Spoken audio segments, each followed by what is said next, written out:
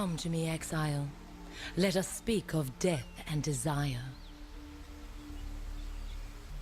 Life will lose its way in the darkness to come. This land must take its final rest so that it can rise once again in undying perfection. I honor the darkness with my art to prove that I am worthy of a place in its dream-made reality. To the blind of sight and numb of touch, my sculpture may seem complete. Far from it. Like a raw and chewy steak, it requires marinating, and not with any mundane cooking concoction. My sculpture must be steeped in the delectable juices of deathly corruption. Only then will it be palatable to my undying patron. Today, you and I shall devote ourselves to the pursuit of art. There is no greater cause. My sculpture complains that it is thirsty, and yet the usual fare seems not to satiate it. However, I believe I have a solution. Find a pack of living creatures, slaughter them, raise them, and bring them back here. Be selective, though, as these creatures must be absolutely fecund with corruption. Thankfully, they will be easy to spot. The most corrupted usually are.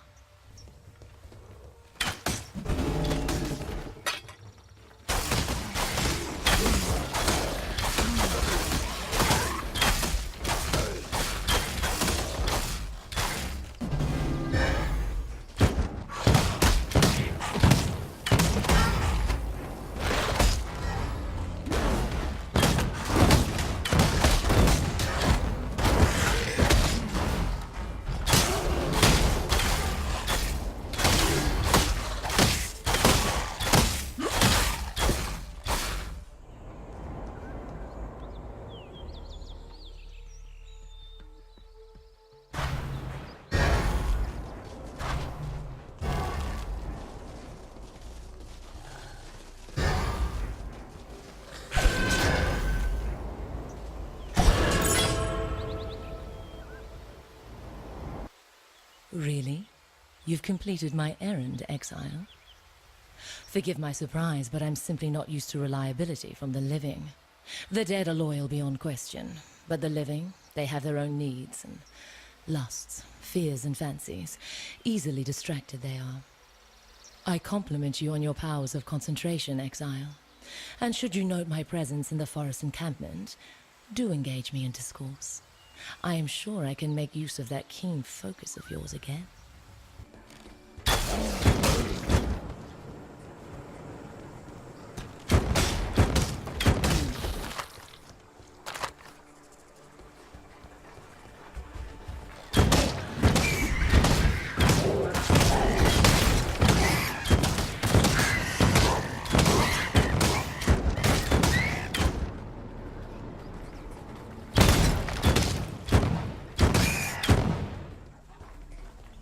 Good to see you, Crusader. I thought for a moment there that I was going to have to play the lone martyr act. This here island of faith has been made home sweet home by a small horde of corrupted filth. It falls to you and I to cleanse and claim this place in the name of God. Steal your entrails, Exile. You're about to get your hands dirty.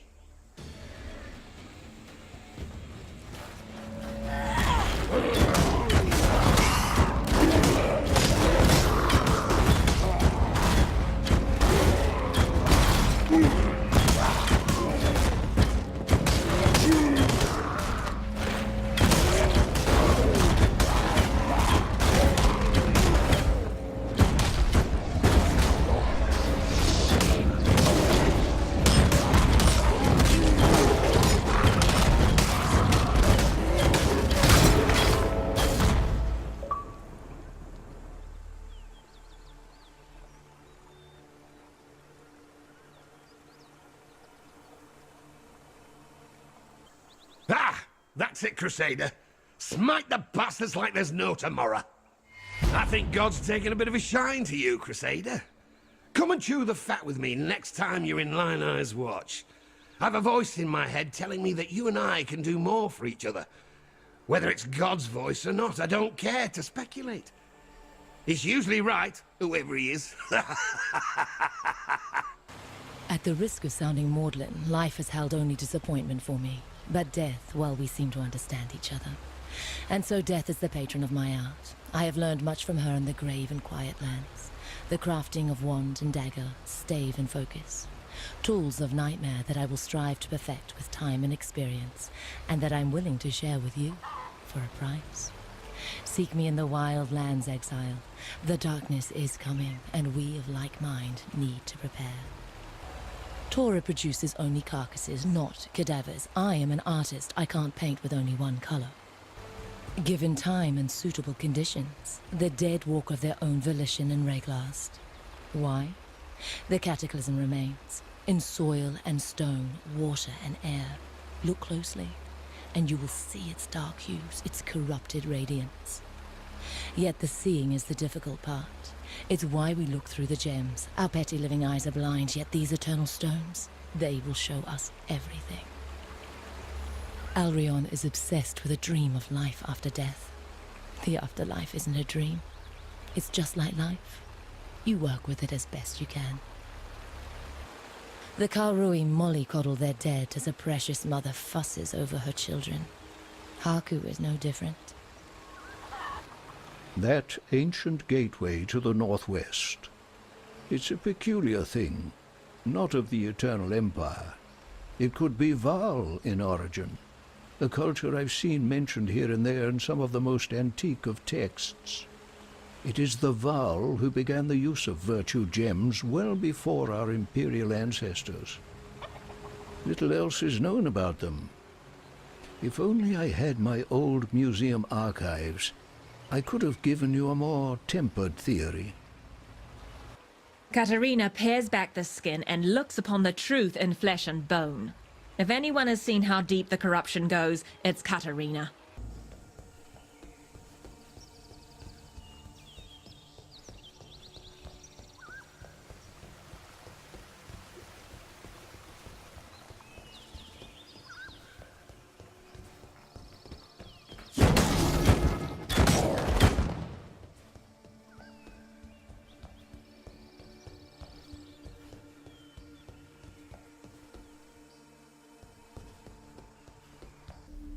You strike me as someone who craves a higher purpose. Something worthy. Something like peace. 3 tribes battle for this forest. Every day my brethren and I battle and die with Creighton's rats of the bridge, and Alira's thralls of the old road. To spare the lives of many, you need take only 2. But if peace isn't reward enough for you, bring me the amulets that hang around Creighton and Alira's worthless necks. When joined with mine, those trinkets will forge us a new strength, you and I. The strength to bring about peace.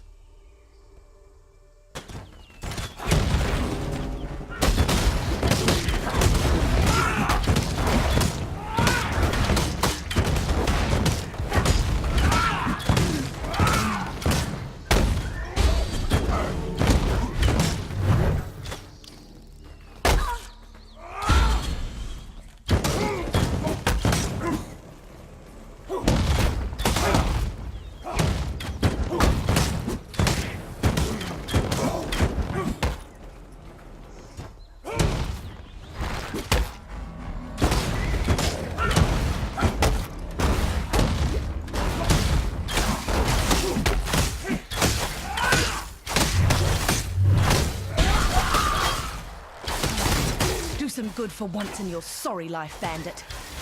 Feed the worms.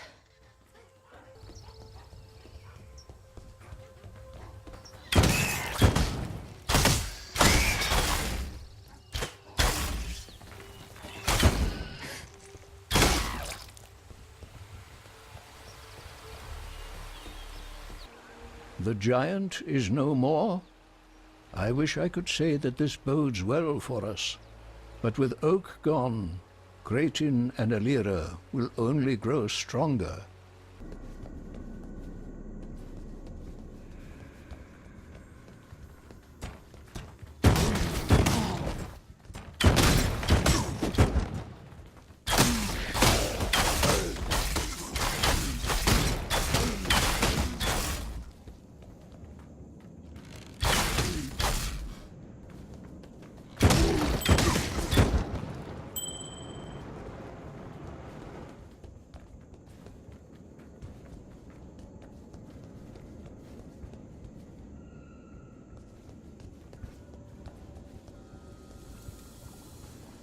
Some scared little birds told me that you've cut down their tree. A big, ugly oak. Can't say I'm surprised. You've a powerful aura on you. Bright as the sunset before a storm. So let me rub an idea against that hot spirit of yours. See if it catches fire. The amulet I wear, sister to the one you took from Oak, Creighton has its triplet. There's power in these trinkets, enchantment enough to keep my tribe safe. Go east, bring me an amulet and Creighton's lying tongue, and I'll make you part of that power. You need friends in Rayclast, and believe me, I can be a fine friend.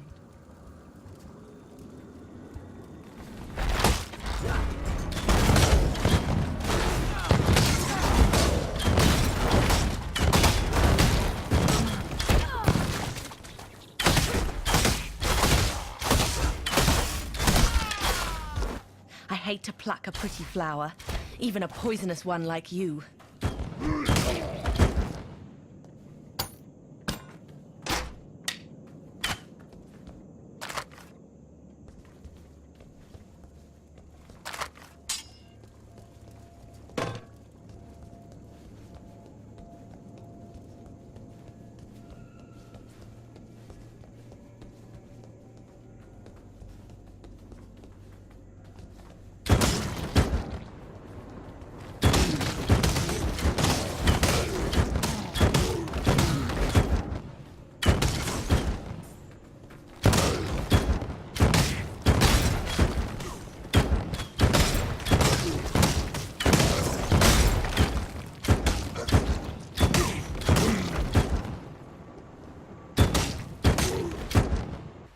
You have done what none of us could, not even the fierce Groost.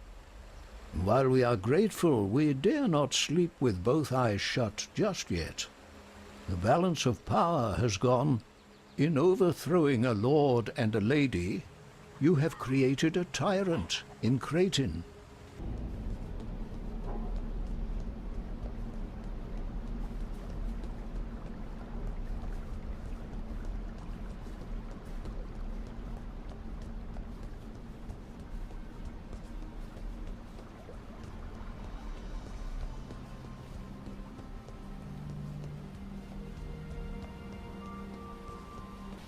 Heard you've been doing some serious gardening around the place. Felled a big dumb oak and plucked an elreon thistle from a foul bed. And I'm thinking you got a couple of amulets in your pockets. One's like mine here. There's power in them, you know, but only when all three get to dance together. I'm not greedy, mind. I'm willing to split that power with you, right down the middle. Hand me those amulets, and let's see what fate has in store for us.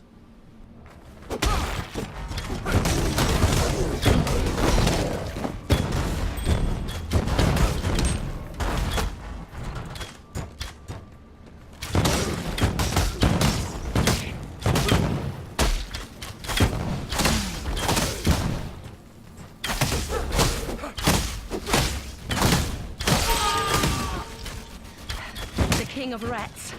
Feast for rats now.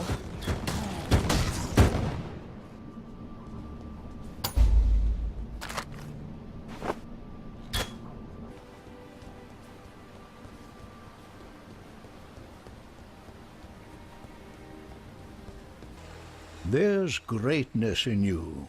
You've proved that without a doubt. And whether you've destroyed the bandits for us or for your own ends, it matters not at all. You've given us back our home and our future. You say the lords of larceny wore these around their necks?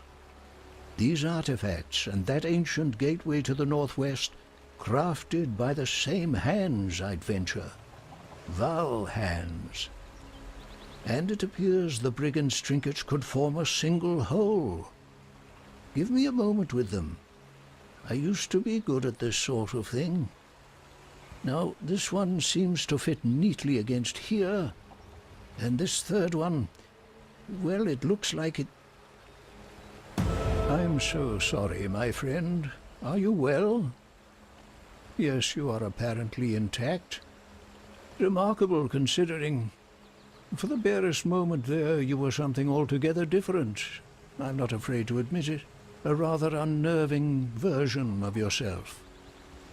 If I were you, I'd dispense with that artifact down the deepest, darkest hole that I could find. You are a hunter of man. Today you have hunted bandits. Tomorrow, when you are restless, will you hunt us? You should go. Find another hunting ground. Leave us in peace.